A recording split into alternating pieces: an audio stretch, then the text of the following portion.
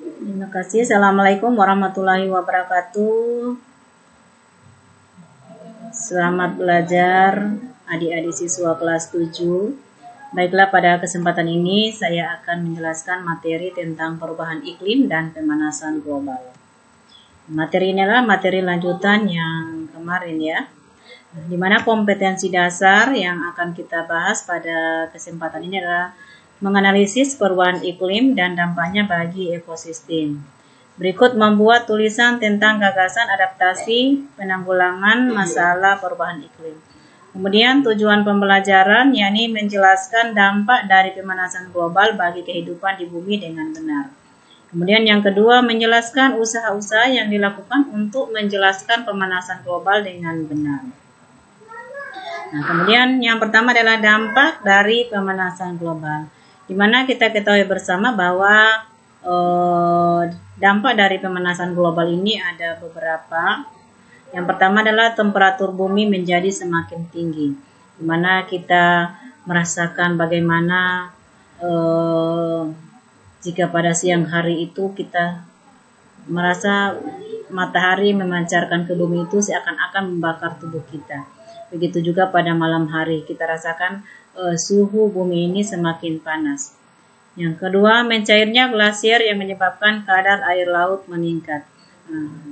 Ini sering kita lihat terjadinya banjir rob ya, naiknya kadar air laut di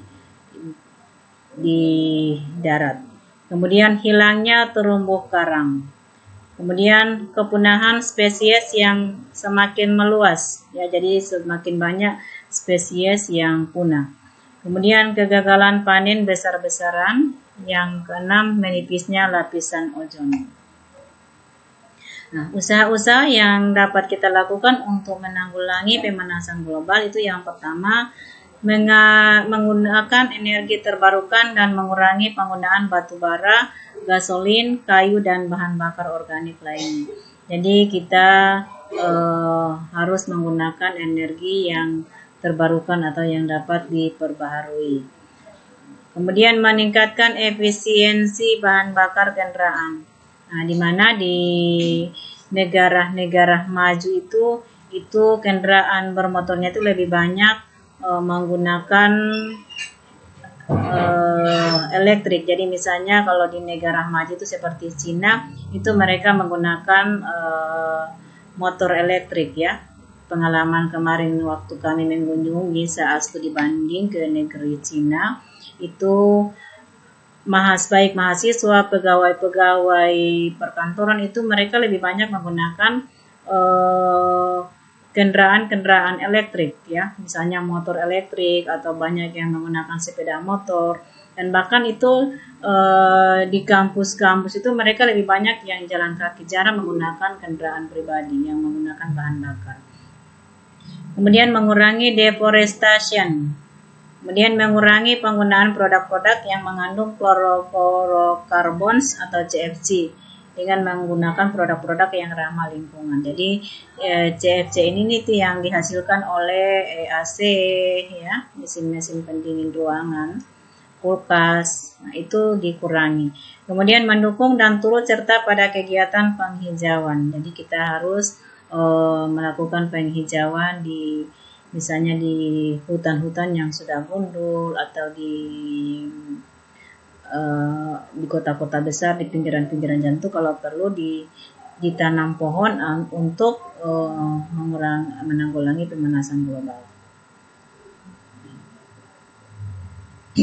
Nah, apakah kalian ketahui bahwa 9 dari 10 bencana alam yang terjadi disebabkan karena perubahan iklim. Kemudian perubahan iklim terjadi karena pemanasan global. Kemudian kira-kira apa yang bisa kita lakukan ya? Nah, kalau kita lihat dari kedua gambar ini sangat berbeda kondisinya. Nah, kalau yang sebelah kiri ini adalah kondisi sungai kita yang sering kita lihat, yang sering kita jumpai. Jika kita jalan-jalan di kota-kota besar di Indonesia, ini banyak kita jumpai sungai-sungai yang tercemar, yang sudah menjadi tempat pembuangan sampah dari masyarakat yang berada di sekitar sungai tersebut. Nah, dibandingkan dengan yang gambar sebelah kanan, ini adalah sungai yang terdapat di kota-kota di negara-negara yang maju, ya. Jadi sangat berbeda kondisinya. Yang kanan ini sungai yang berada di kota-kota besar, yang berada di negara-negara maju itu sungainya sangat bersih dibandingkan dengan sungai yang hanya berada di negara kita, ya, di Indonesia. Kemudian sungai kita juga ini sudah menjadi tempat pembuangan sampah bagi masyarakat yang berada di sekitar sungai. Dibandingkan dengan sungai di negara maju, itu sungai mereka itu sudah menjadi tempat wisata, ya, sudah menjadi tempat wisata dengan menggunakan transportasi yang sangat cantik, yang sangat bagus, ya, dibandingkan dengan di Indonesia. Jadi kalau di negara maju itu sungai mereka itu mereka gunakan sebagai tempat wisata, sehingga mereka jaga betul kebersihannya sehingga tidak akan tercemar, ya. Itu. Kemudian coba ini di trotoar, bandingkan trotoar kita yang sebelah kiri ini dengan trotoar yang ada di negara maju. Di negara kita itu trotoar ini terkadang berubah fungsi menjadi tempat pembuangan sampah, bahkan TPA, ya. Dibandingkan dengan negara maju, itu trotoar mereka itu sangat bersih, ya, sangat dijaga kebersihannya. Bahkan jika ada masyarakat yang membuang sampah itu akan dikenakan denda. Dan di hampir di setiap sudut-sudut jalan itu mereka punya CCTV, jadi bisa mengontrol jika ada orang-orang yang membuang sampah sembarangan. Dan mereka sudah sangat disiplin, ya, sudah sangat disiplin dalam melakukan atau menanggulangi dampak dari pemanasan global ini. Dibandingkan dengan negara kita ini, tingkat kesadarannya ini masih sangat minim.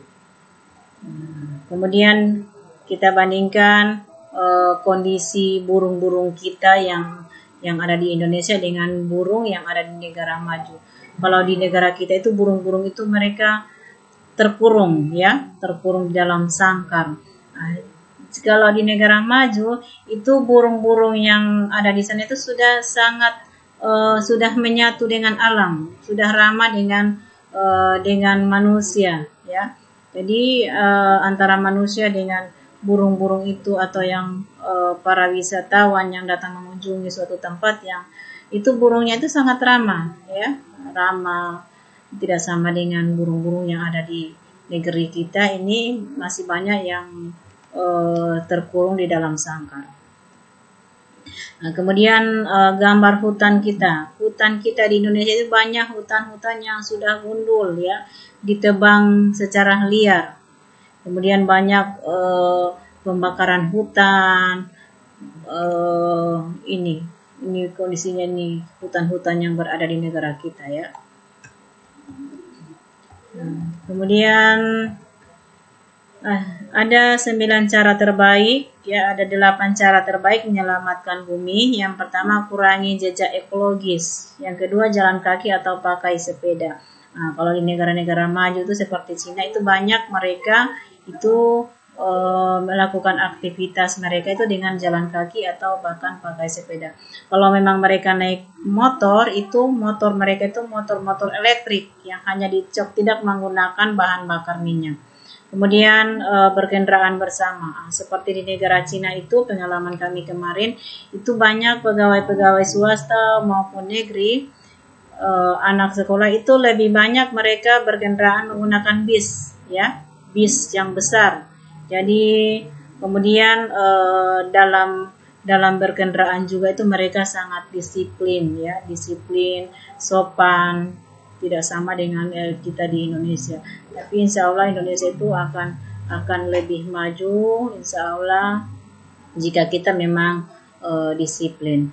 Kemudian kurangi energi di rumah Anda. Jadi kalau misalnya ada barang-barang elektronik yang tidak penting-penting amat tidak begitu amat untuk dibutuhkan, itu dikurangi untuk digunakan, apalagi energi listrik yang menggunakan tenaga listrik.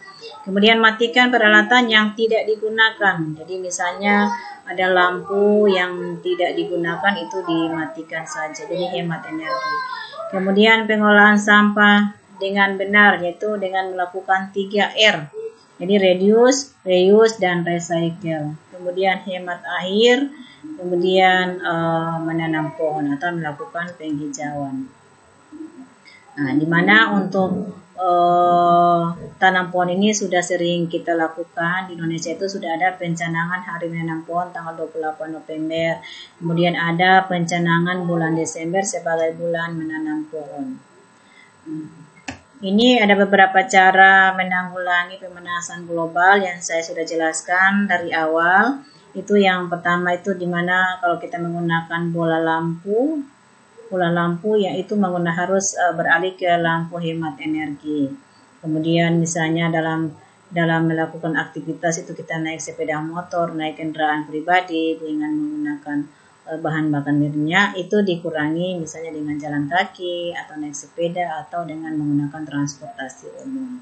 Jadi ada beberapa hal yang harus kita lakukan untuk menanggulangi pemanasan global agar bumi kita ini bisa terselamatkan, karena bumi kita ini merupakan titipan dari anak cucu kita.